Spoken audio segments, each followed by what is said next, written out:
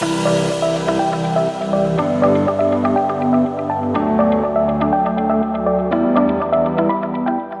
to the Front Seat Life podcast. This is Jessica Butts, your host and CEO and creator of Front Seat Life, where I help you be unapologetically who you are in your life, love, and business.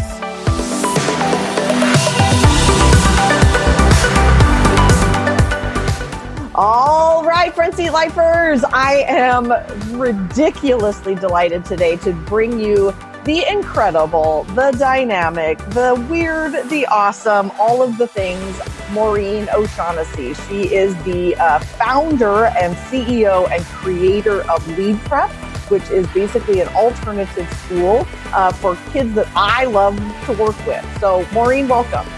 Thank you. Yeah, thank you. So Maureen is a client of mine. She's also somebody I admire greatly. She is somebody that I actually went to her school and talked to a bunch of her kids about basically why they're awesome, like why society has told them that there's something wrong with them, why they're weird, why they're outliers, why they're unusual, why they're different, all the things that society tells these kids and me in particular, you, Maureen, like we're intuitive types, we're these types of kids. And basically you have you've taken your life and made it your life's work to work with these students, to help them have an education in the right way. So tell us about the kids. Tell us about you. Tell us why you do all of this. Absolutely. It's my favorite subject.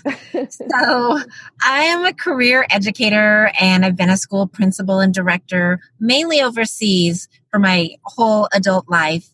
And then as the mom of two wonderful girls, I early on realized that they were not those middle of the road kids. And my older daughter has ADHD and autism and a chromosome variation. And my younger daughter has jumped a grade, is precocious. And so I got them back to the U.S. for high school so they'd have more school options. And high school was a disaster.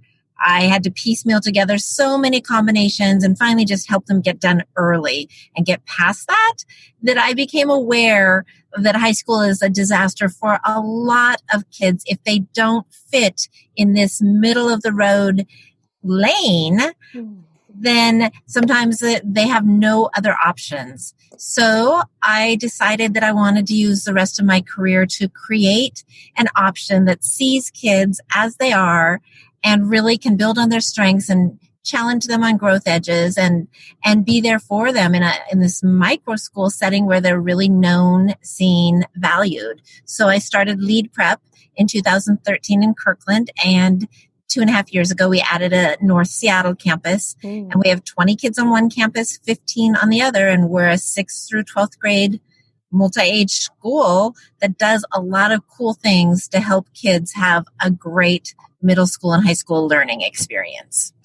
I mean, I'm assuming all the listeners are doing the same thing I'm doing right now. I'm on the verge of tearing up and cheering at the exact same time, because I imagine a majority of the listeners, me included, I was, I don't know, I was popular, I was cool, but I was also, I would consider an outlier.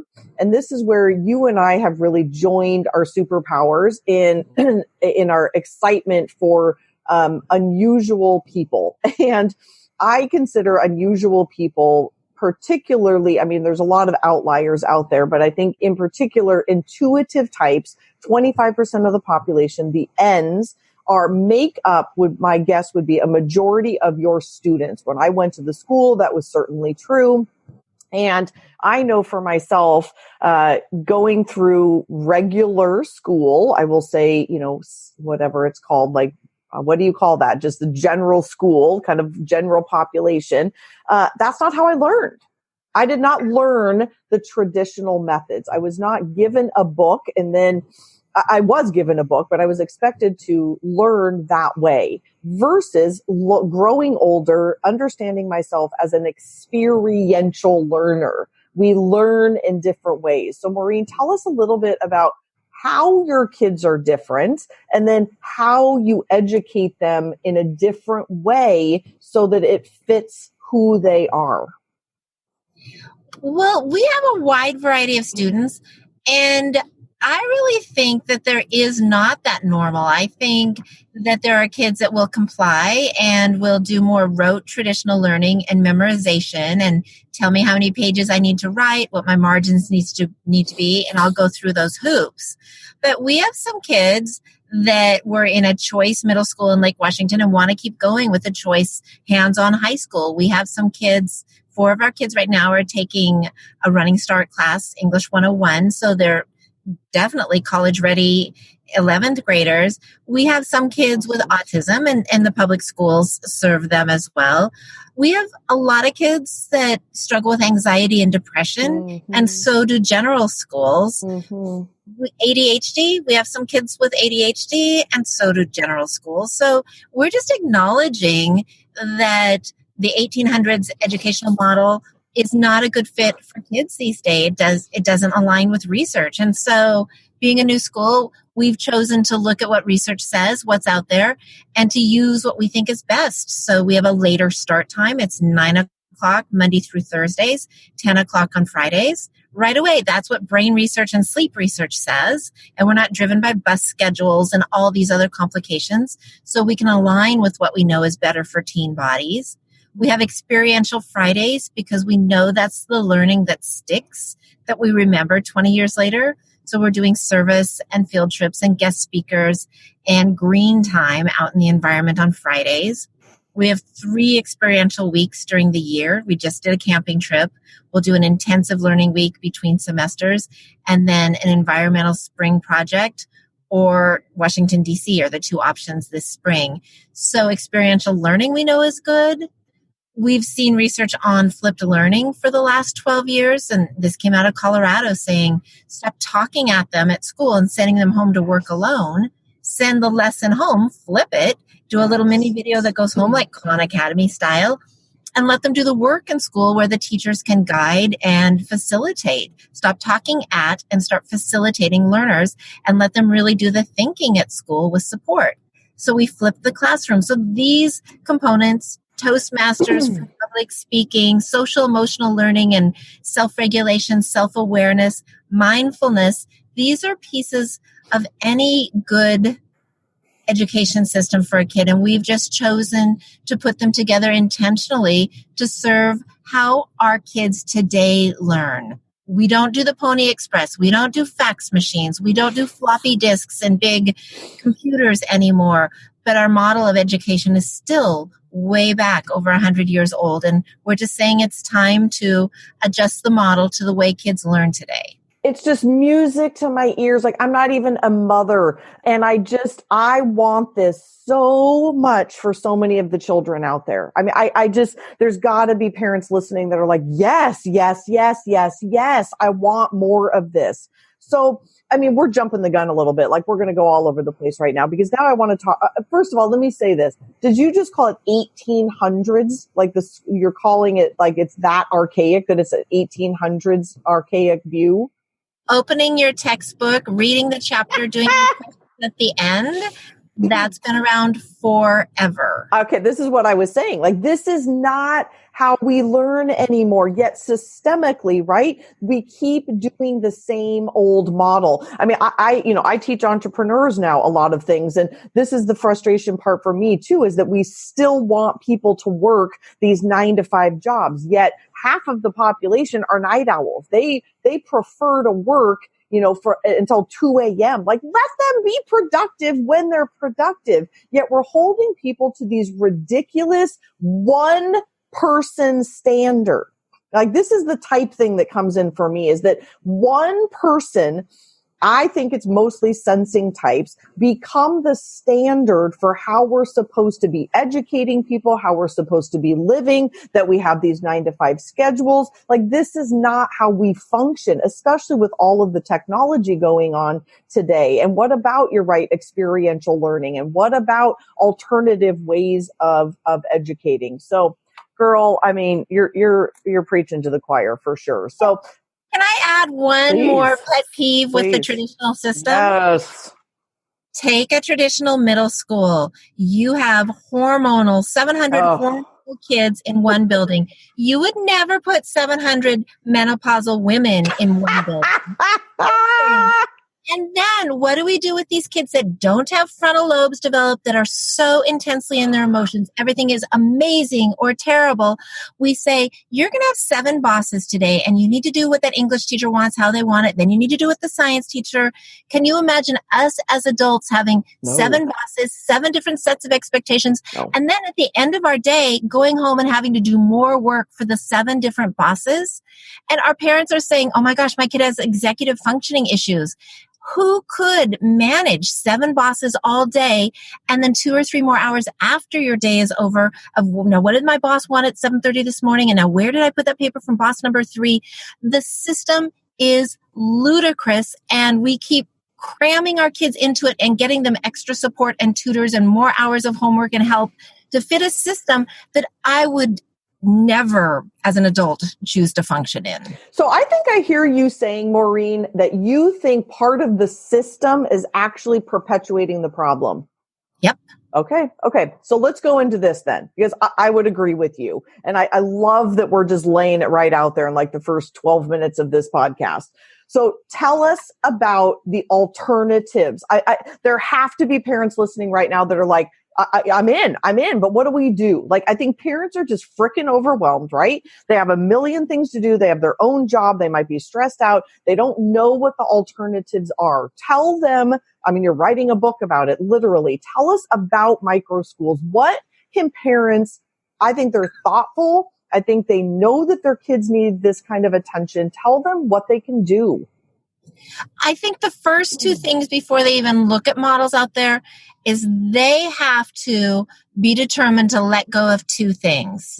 One, they have to let go of their image of middle school and high school.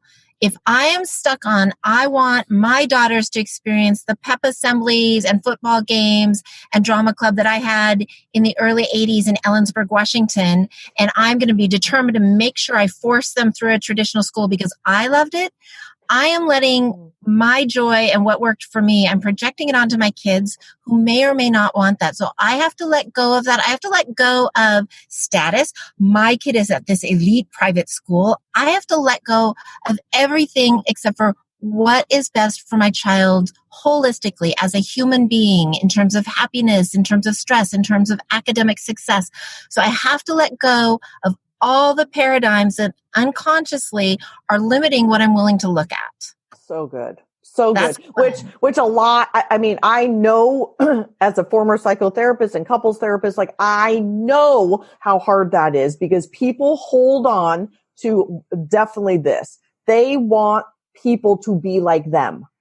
And so I see this over and over and over again. And I know you do too, Maureen, that you watch helicopter parents.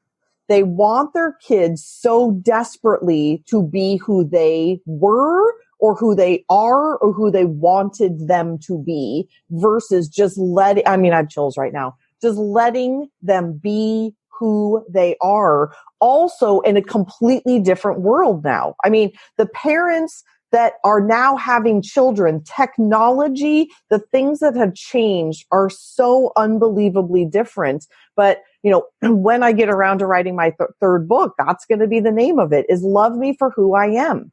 Quit trying to force people into this mold that you want them to be. And I do see that a lot with either helicopter parents or in couples, that people so desperately, one, they don't know who they are. And then they project this wanting their children, wanting their partner to be who they are versus just letting them be who they are.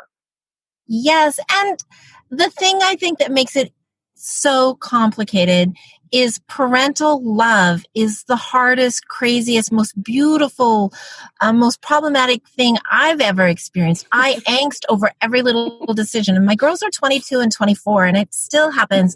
I can fire people. I can decide $500,000 budget. I can do things. No big deal.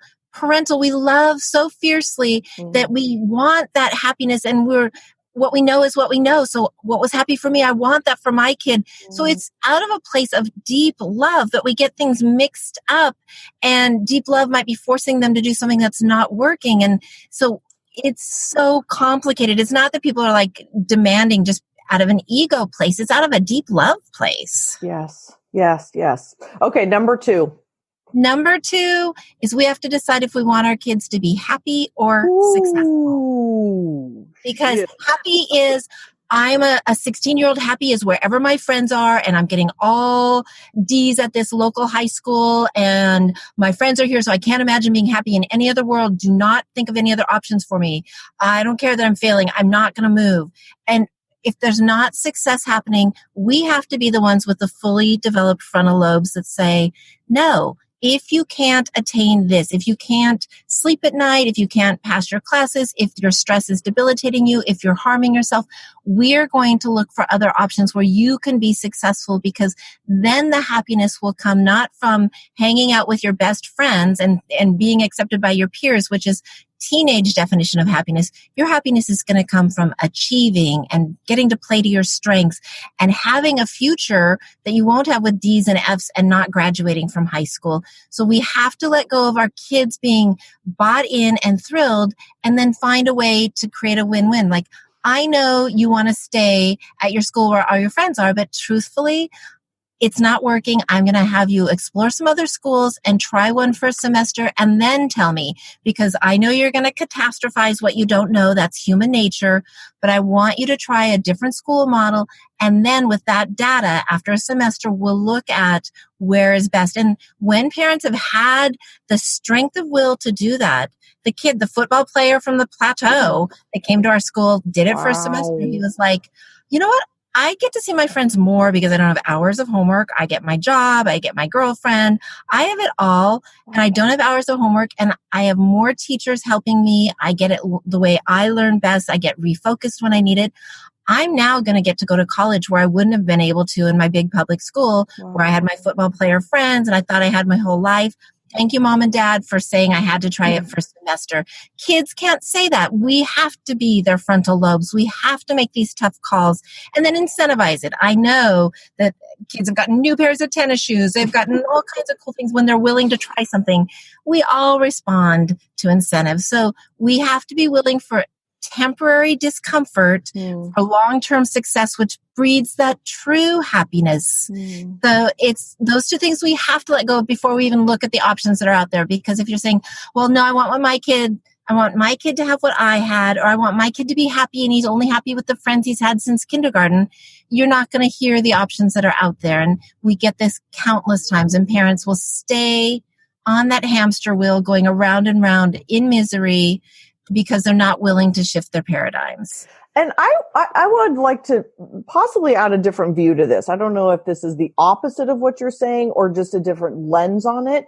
But I also see a lot of parents only wanting their kids to be successful. Like, they actually don't even care that they're happy. So I think there's two sets that you're talking about. They want them so desperately to have A's, straight A's in all of their classes. Yet, in my opinion, no student is actually meant to do that. You're not meant to be a fantastic artist or guitar player or whatever and be super great in chemistry. It's not the same person. They're two different brains. And yet, this is going to probably get me some hate mail, but I'm not even going to say it. There is a group of women and parents in the Seattle area that I have a certain name for, because they are so hell-bent on their kids being, I'm using air quotes on a podcast, successful, which means you have to go to the right school, you have to get a certain grades, you have to be on the football team, you have to be doing the thing, it's too much pressure. And alternatively, I think sometimes kids are way happier with less of that.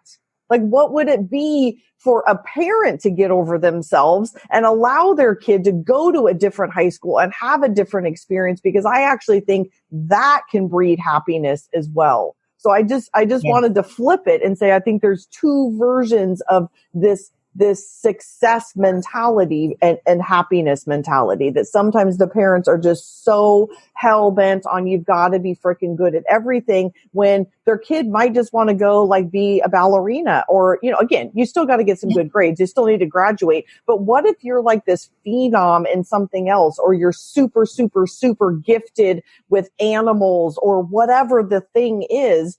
Yet they're like, why aren't you getting straight A's in chemistry and algebra and whatever? So I just wanted to throw that like alternative out there. I agree. I think the definition of success is where we get, because success means I am managing my life. I have the right tools. I have the right skills for day in, day out success. Sometimes it's happy. Sometimes it's not as much. Sometimes I'm regrouping. So success is not all A's. And when we push for that, and I've, in my international schools, there are certain cultures that push incredibly for that. An A- is totally unacceptable.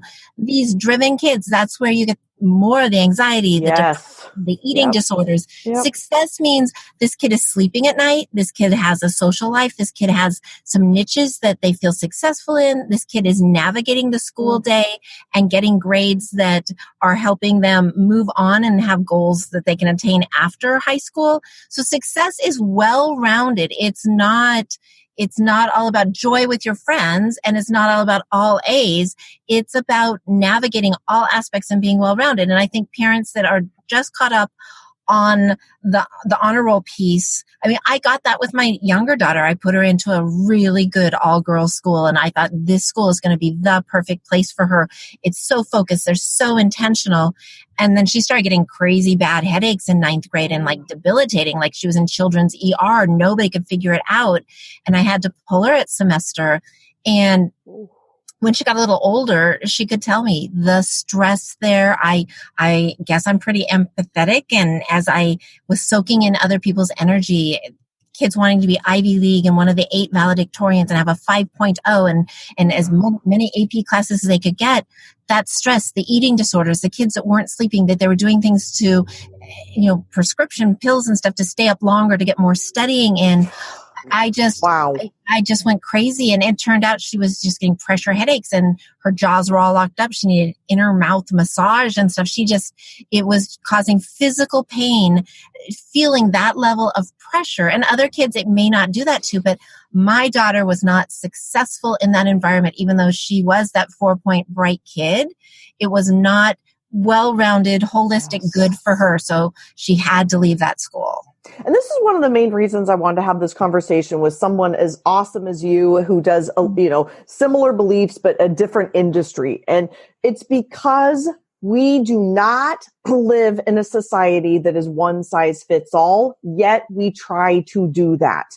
We try to do it as parents. We try to do it in corporate America. It's ever present, and it's debilitating. I have spent the last couple of weeks talking with a bunch of different friends of mine about anxiety. So I've seen this coming up in friends of mine and people in my lives. I see it in kids. I mean, thank goodness I don't suffer from it, but it's an unbelievable epidemic. And I do agree that it's this crazy world that we're living in right now, this pressure and anxiety and all of the things that come along with it. But again, I think one of the biggest things is loving people for who they are, figuring out who we are, who our children are, who the people in our lives are, how they're different, and not expecting everybody to be the same. I don't know if it's always been this way and I just haven't noticed it, but when was that a good thing? Like, it's just not a good thing for everybody to be the same. Yet we have this weird, it's so archaic, right? Like, it's almost embarrassingly archaic that it's 2019. It's almost 2020, for God's sake. It's almost a new decade. And we are in this ridiculous mindset. You even call it the 1800s of trying to treat everybody the same with scholastics, with schooling, with standardized testing, in the workforce and entrepreneurship. It's just archaic. I'm just sick of it. Yes. Yes. Yeah. So tell us, Maureen, this is your life's work. I mean, how can people if they're interested, like this is something I know people are listening to right now are like, yes, yes, yes, yes, yes. What do I do? What do they do? What do parents do? What do people do? What's the first step? Let's start there. What's the first step? So the first step is to take that parent passion and take the short window of time we have and be determined to make a difference. So that we wanted to help support that. So Lead Prep this summer, we wrote a book on microschools. Ideally, frustrated parents would come together and start to create more options that are humane and personalized, smaller options where our kids are learning and thriving. So that some step, join a microschool coalition, look at different schooling options, start your own microschool. But if we keep saying, well, this is all there is, and I'm going to be in a group of parents that are disgruntled and for the next 7 years, your kid's going to go through school the next 7 years, whether you make a change in their life or not. Wow. And being a part of a large parent group saying we're frustrated will not change your child's trajectory. You have to look at different school options or help us create more school options. So where can people find, you're calling it a micro school. So it's not, I grew up thinking that they were alternative schools. And I think that actually probably doesn't have a great connotation anymore. So are they now called micro schools?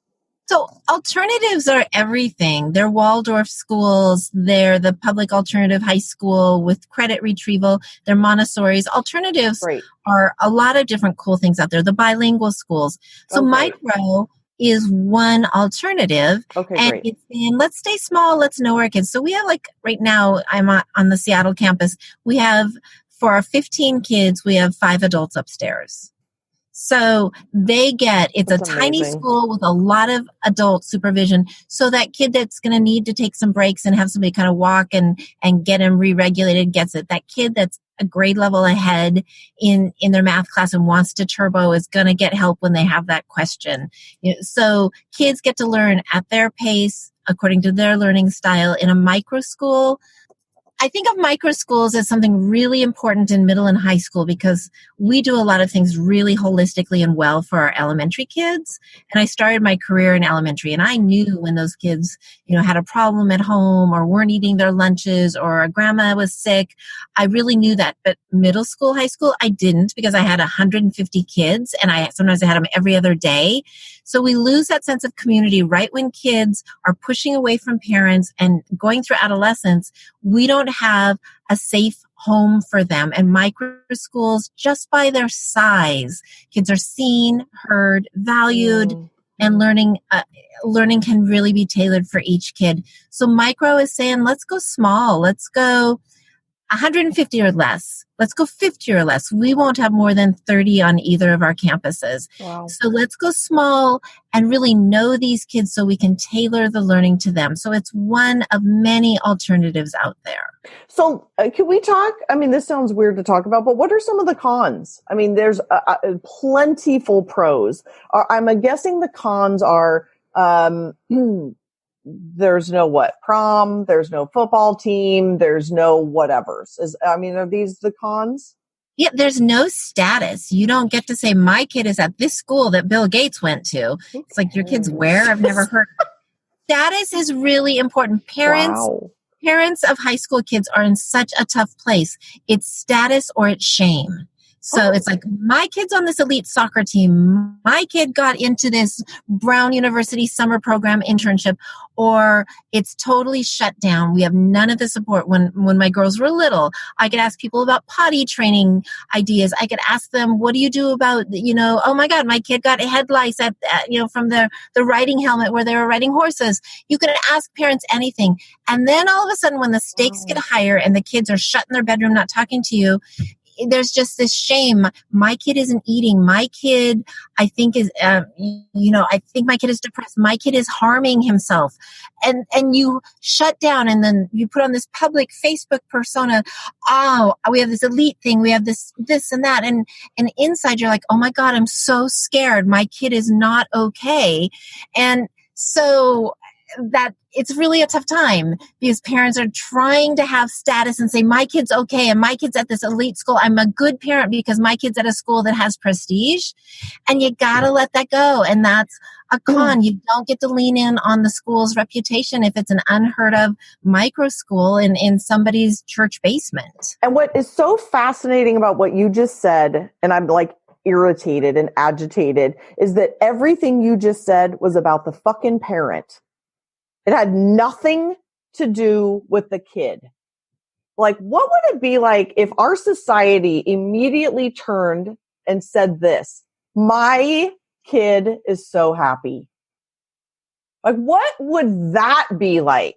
Not they're on medication, they can't sleep, they're so anxiety ridden, but they're at this stupid fucking prestigious school in high school. Like, oh my God, we are creating the most crazy generation. It is mind blowing to me. Again, everything you just said was all about the parents going around bragging. And to me, that is just a systemic, societal, really sad issue versus going around and saying, my kid is flourishing because they're happy and they're playing violin and they're sleeping great. And we have amazing conversations together and they're in a healthy relationship with somebody. I mean, how amazing would that be? But I don't even know what parents would say. I don't even know if parents would be like, that's stupid, or, oh my God, I wish that would be my kid. And these parents are grasping at straws because it's so hard to parent an adolescent, every adolescent. And if it doesn't happen to be hard, chances are by college there will be those hiccups because that's a part of the developmental process. I'm just sure like it's hard for everyone. Yeah. And so they're grasping at, but at least I can say they're at this elite school and getting the best education. Best says who? Is it the best for that kid? So it's not that they mean something bad. It's just that they're grasping at, I'm doing okay as a parent. I've got this part down at least, while their kid is totally shut off from them and their kid is, starting to miss school or their hygiene's going downhill or weird things are happening. That's one thing they can grasp is the status of a school. So it's almost a desperation thing. I don't think that parents are in it for their egos. I just think they're kind of struggling. Which is interesting because we are all always striving for something we can control, right? I mean, that's what we do when we're anxious. We're anxious that our kids aren't happy, that they're not succeeding. Because I agree with you. Every parent I know, well, almost every parent I know and that I've encountered, that is what they want. Yet we get so worried and so anxious, and that is what anxiety is. It's like, let me find the one thing that I can control. So if that's I'm going to have an eating disorder, or I can control where my kid is going to school. Like, that's the one thing that they try to find the thing that they control, whether that be another person, whether that be eating, drinking, whatever the thing is. That's the form of anxiety, is people try to start controlling things. So that's an interesting point.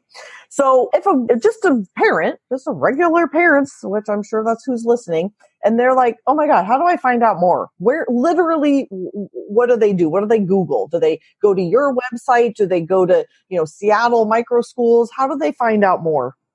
So I've just written a book and it's actually launching on the 23rd. And I will be there at your book launch. I'm so proud of you. So proud of you. Tell us the name of the book and name of the book. Yes. So it's Creating Microschools for Colorful Mismatched Socks. Yep.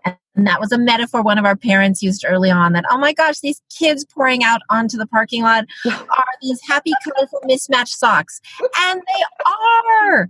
And truthfully, if kids don't feel like they have to conform and be like everybody else, all of our kids are wonderful rainbows of mismatched socks. Mm-hmm. So, and we wouldn't want a drawer full of white gym socks, So it's good. So we wrote a book and it's going to be available on Amazon on the 23rd. Yay. And this episode is going to be airing on Friday the 18th. So everyone mark your calendars, go buy it on Amazon on the 23rd. Okay, keep going. Yay! So there's 3 parts. The first part is like, hey, rainbow of outliers. We have outliers. If it's that A+ student that's perfectionistic and needs absolute control. Mm-hmm. If it's that LGBTQ kid, if it's that kid with autism, ADHD, that kid that's a hands-on kinesthetic learner, I list out 9 different kinds of outliers. Awesome. And you start to see that really is the majority of our students. Yep. And we talk about all the statistics of anxiety, depression, that Washington State, this amazing state with so many cool entrepreneurial industries, has a 25% dropout rate and has a 33% dropout rate if you have a special ed IEP. So our model that we're like, oh yeah, it's working for almost everybody. First of all, it's not with that kind of dropout rate, and almost everybody with all these outliers getting help outside of school to function in school tells us really it's broken. It's the elephant in the middle of the room that we're all skirting around and adding layers of tutoring and therapy into and not dealing with the elephant. So that's the first part of the book. Wow.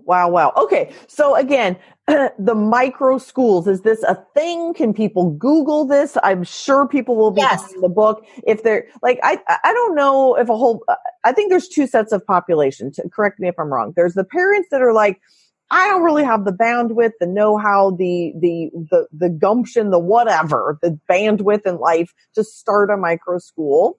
How do I find one that might be a good fit for my awesome kid? And then there's the other population that's like, hell yes, I am in. Like, I can already see my kid in 4th grade. Like, this is happening. I want to start this by the time they're in 6th grade.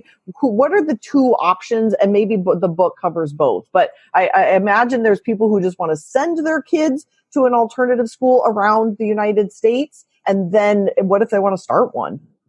Yes. So we have a website called microschoolcoalition.com. Awesome. And it talks about the book, which part 2 is 7 steps for any tribe of parents to start a micro school. And then part 3 is what Lead Prep did for these 7 steps. So we lay it out there, and the book is for frustrated parents. And if there are some educators that want out of the big system and want to create, bonus, but it's something that parents can form tribes and make happen real time while their kids are still in school. I'm helping a homeschool parent group in Everett right now, and they're going to launch a school next year using these 7 steps. And I've helped some other schools in the past. So it does not take one person that's amazing. It takes a tribe of dedicated parents to get this going. And it's a how-to book to launch more micro schools. But our website is also reaching out to micro schools and saying, come be on our website so parents can go and look and see who's out there. Also be a part of our coalition so we can share resources, because small schools have to do everything big schools have to do with a lot less resources. So you have to do the HR, you have to do the registrar work, you have to do all the credit evaluations. So with so many things they have to do, and they're trying to serve kids so deeply, we need to be collaborating. There are plenty of kids to go around, so we all need to cooperate, share resources. And anybody on that webpage has agreed that their school is one that you can visit and you can see what's going on if you're interested in starting your own, that they will field questions. They have agreed to be collaborative and a part of this coalition to support parents looking for a micro school or people that want to start a micro school. Wow, fantastic. What an amazing, amazing resource. Okay, so I think before we close up, I think what I'd like to know is, I'm totally putting you on the spot, but what are some of the biggest benefits and or stories that you have heard from kids or parents about how this has changed their life? Because I know that human beings are very used to getting stuck in a box. As a coach, I literally listen to people say, I can't, all the time. And my response is always, why not? Like, what else? And then watching them embrace the alternative, to think outside the box, and then see how much their lives have changed. So I wonder, in closing, if you have a story that could somewhat summarize, sorry, again, totally putting you on the spot, about what it is like for a parent or a student to have, and again, maybe it's that kid up in, that football kid, like how amazing, but tell us a story. Okay, so the mom that talked about colorful mismatched socks, her child graduated last spring and had been with us 5 years. And he came to us brilliant, gender fluid, high functioning autism, and had been bullied. And she was just like, oh my gosh, you guys see him, you love him. He started an LGBTQ club on campus. They had a heels day where every kid in the school could wear heels to school. So great. He's brilliant, and he was accepted to the Savannah, I forget what it's called, Art Academy, whatever, the premier art school in the U.S. Chose not to go there because he is gender fluid and wanted to be in a place that would be more progressive like Seattle is. But he graduated last spring, came in full drag as a flapper in vintage clothing to graduation. Yes. Stunning, and started college this fall in Oregon to be an architect and engineer with 57 college credits. So he started as a sophomore, and he is like, this is who I am. This is who I get to be. He owns it. He's loved up. He went from being a bullied middle schooler that just felt lost to claiming his strengths, claiming his identity, and he's starting college as well into his sophomore year this fall. Yeah, I'm choked up. I'm choked up. Because as a therapist, like, I hear the alternative of that. And the alternative is suicide. The alternative is I don't want to be around anymore. I saw those kids. I saw the adults that went through that. And being able to just show up again, to end this on being unapologetically who you are. And there's a lot of people who desperately want to be able to show up and be unapologetically who they are, and they do not have the safe place to do it. And so I try to create that for my weirdo people in my life. Like, I want so desperately for people to accept this. And Maureen, thank you so much for creating this for kids, because that is, you potentially could have saved his life and many other lives. And I think about those kids that go to school with him, that get to be around that, be around his joy, and to be so much more accepting, and to, quite honestly, in my opinion, be a better human being versus the judgment that comes in so many other regular schools. So, that just gets me. That is just I didn't even prep you. That was the best story I could possibly think of. So thank you, Maureen. Thank you for being on the show. Thank you for sharing your passion. Everybody, excuse me, I'm all sniffly now. This is not great. I got to close it up here. Go to leadprep.com or microschoolscoalition.com. Go to Amazon, look for Maureen O'Shaughnessy's book. Go follow us on Facebook and Instagram. I will be posting all kinds of Insta stories on October 23rd at her event. And so go check us out. We will have lots of pictures. So go check us out on Instagram and Facebook and all the things. So Maureen, thank you so much. Thank you, Jessica. Thank you.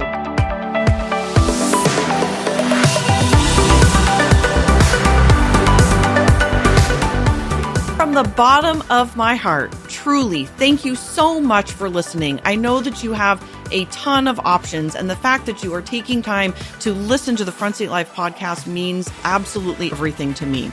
If you're interested in learning more about the Front Seat Life way of life in the community, there's a couple ways that you can do that. First is always starting with your personality assessment tool. It's available on my website at jessicabutts.com. It's totally free, and it will help you figure out your personality type so you'll have some idea of what we're talking about. Next is, if you're interested in hiring me for a keynote or some coaching or strategy days or the fabulous and amazing Front Seat Life community, you can find out all about all of that at jessicabutts.com. Thank you so much for listening, and I'll see you next time.